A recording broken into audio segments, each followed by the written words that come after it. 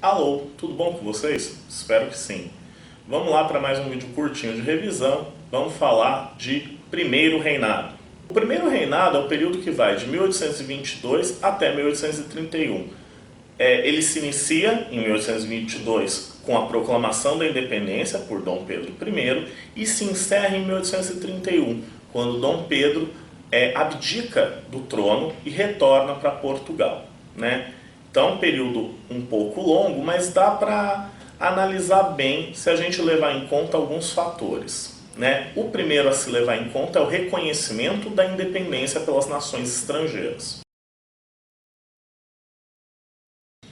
Como um país recém-nascido, o Brasil precisava ser reconhecido pela comunidade internacional, e isso acabou vindo aos poucos. O primeiro país a reconhecer a nossa independência foram os Estados Unidos, né? Isso acontece pelo seguinte: os Estados Unidos eram uma nação que também tinha feito independência em relação a uma nação europeia, era uma nação da América que se rebelou contra seu colonizador, sua metrópole, a Inglaterra, e era agora independente. Então, para os norte-americanos, reconhecer a independência das outras nações da América era parte de um projeto da América se ver livre, né, o continente americano se ver livre das garras europeias. Então, nada mais natural do que o reconhecimento norte-americano. A segunda nação a reconhecer a nossa independência foi a Inglaterra. Por que os ingleses reconhecem a independência? Porque eles percebem aí uma boa oportunidade de negócios. Qual a oportunidade? Que o Brasil mantivesse, né, que o novo governo que o Brasil viria a ter, mantivesse os tratados assinados em 1810 entre a coroa portuguesa e a coroa inglesa. Então, o Brasil aceita reconhecer os antigos tratados para favorecer o comércio inglês, né? Lembra que esses tratados davam vantagens comerciais para a Inglaterra e pressupunham o fim do tráfico negreiro, que é um tema que a gente vai trabalhar mais para frente. Então, a Inglaterra é a segunda nação a reconhecer a nossa independência. A terceira nação a reconhecer a independência do Brasil foi justamente Portugal. Portugal aceita a independência mediante o pagamento de uma indenização. Olha que coisa curiosa, o país foi explorado por séculos por Portugal e quando se faz a independência a gente ainda tinha que pagar indenização para os nossos antigos colonizadores. Só no Brasil isso acontece, literalmente. E isso se explica devido a quem foi o cara que fez a independência. Dom Pedro era filho do rei de Portugal, então é aquilo.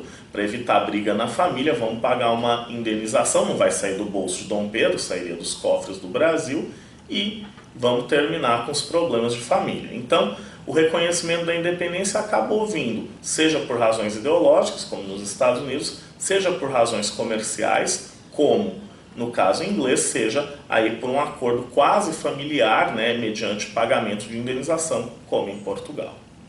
Segundo tópico que deve se levar em conta ao estudar a história do Primeiro Reinado foi a nossa primeira Constituição, analisar um pouco o texto da primeira Constituição de 1824.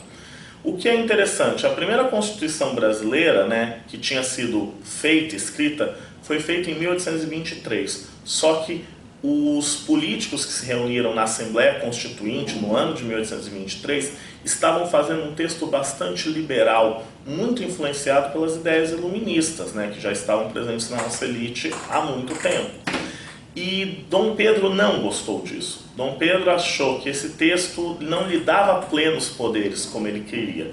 Então ele resolveu abortar a Constituição de 1823. Jogou ela fora, mandou todo mundo embora, chamou uns juristas que eram colegas dele e lhes disse: quero uma Constituição que me dê plenos poderes. E foi isso que eles fizeram, e esta é a nossa primeira Constituição, a Constituição de 1824. A Constituição de 1824 tem algumas características muito interessantes que demonstram essa concentração de poderes nas mãos do imperador. Primeira característica, a forma de governo. A forma de governo adotada foi a monarquia, ou seja, teria um rei que governaria ao lado de alguns ministros e de um conjunto de senadores e deputados. Segundo ponto, interessante, a divisão dos poderes. Quando a gente pensa na divisão dos poderes, lembramos normalmente da teoria do Montesquieu, da divisão em três poderes: executivo, legislativo e judiciário. Porém, a Constituição Brasileira de 1824 criou um quarto poder, o poder moderador, que ficaria nas mãos do imperador para evitar o conflito entre os outros poderes, o que era uma contradição com a teoria do Montesquieu. O que isso criou? Uma situação de desequilíbrio. Por quê? O imperador controlaria o poder executivo e o poder moderador. Ele teria metade de todos os poderes, ou seja, ele era mais forte que os outros. Era uma situação de desequilíbrio de forças e que essa situação desagradou muito algumas partes da nossa elite que tinha feito a independência. Já vamos falar disso. Outras características importantes da nossa Constituição de 1824 é o fato de que ela era uma Constituição que pressupunha o Estado laico, quer dizer, o Estado religioso, ou seja, o Brasil tinha uma religião oficial, a religião católica. O imperador era católico e os governantes brasileiros deveriam ser católicos e respeitariam a autoridade do Vaticano e do Papa. Ou seja, o Brasil não era um Estado laico, era um Estado em que a religião seria muito importante, né? Infelizmente, na história do Brasil, religião e política se misturaram muito e até hoje isso gera problemas para o nosso país, né? Outra característica importante é que os eleitores, né, lembrando, era uma monarquia, mas uma monarquia que teria cargos eletivos, né, só o rei que era por herança, os nossos eleitores teriam que ter uma certa renda para poder votar, ou seja, o Brasil tinha voto censitário. Para poder votar, tinha que ter uma renda mínima. Não tem renda mínima, não tem direito a votar. Isso restringia e muito o número de eleitores. Obviamente, mulheres não votavam, né? E escravos também não. E esse é o último ponto que a gente tem que lembrar da Constituição de 1824. Ela manteve o Estatuto da Escravidão. Ou seja, a escravidão era lida pela Constituição de 1824 como um direito natural dos homens, né? Os homens tinham direito à vida, liberdade e propriedade. Só que o escravo, como era propriedade do senhor, o direito à propriedade era visto como um direito maior do que o direito à liberdade. Então a escravidão foi mantida pela Constituição de 1824. Essa Constituição não foi bem recebida pelas elites brasileiras, que afinal de contas perceberam que este tipo de arranjo constitucional concentrava os poderes políticos nas mãos do imperador, que elas não teriam a liberdade que queriam, não teriam acesso aos direitos que gostariam de ter. Por conta disso, partes dessa elite se rebelaram contra o poder central, contra o poder imperial do Rio de Janeiro. Esse movimento, que teve base no Nordeste, ficou conhecido como Confederação do Equador. A Confederação do Equador chegou a declarar a independência do Império Brasileiro, dizendo que não respeitaria a centralização política do tirano que estava no Rio de Janeiro, no caso Dom Pedro I, né? A Confederação do Equador foi esmagada pelas tropas imperiais, tiveram que utilizar a força. Os líderes, que eram das elites, acabaram sendo de certa forma perdoados, porque Dom Pedro não queria deixar amedrontadas as outras elites do Brasil, queria mostrar que era um rei bondoso e que não mataria todos os seus adversários. Porém, os líderes populares, estes foram severamente punidos.